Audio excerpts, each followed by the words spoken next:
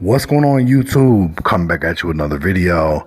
So now we're getting a reaction from the prosecutor from this letter that MEL MURDA wrote to the judge, basically begging for leniency and mercy when it came time for sentencing. So this story is coming from allhiphop.com. They just reported this.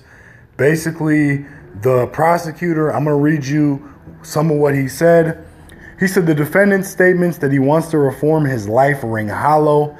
It appears that every time he has been confronted with an opportunity to leave the gang world, he rejected that choice and embraced 9 Trey.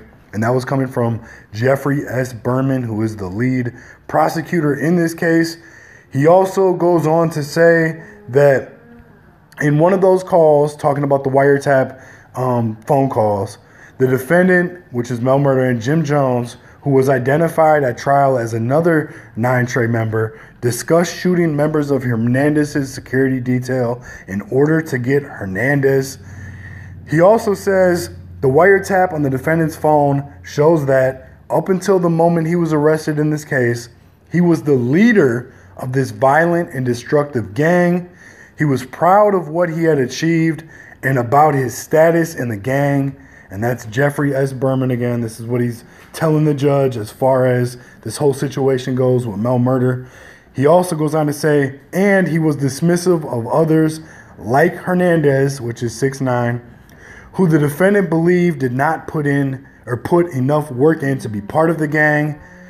Also says specifically when Hernandez denounced 9 Trey and made derogatory statements about gang members, the defendant discussed violating Hernandez with both Jordan and Jim Jones. So this prosecutor telling the judge he wants MEL MURDA to get 14 years, and also on top of the 14 years, they want him to fork over $20,000 from 2 drug deals that apparently he was a part of.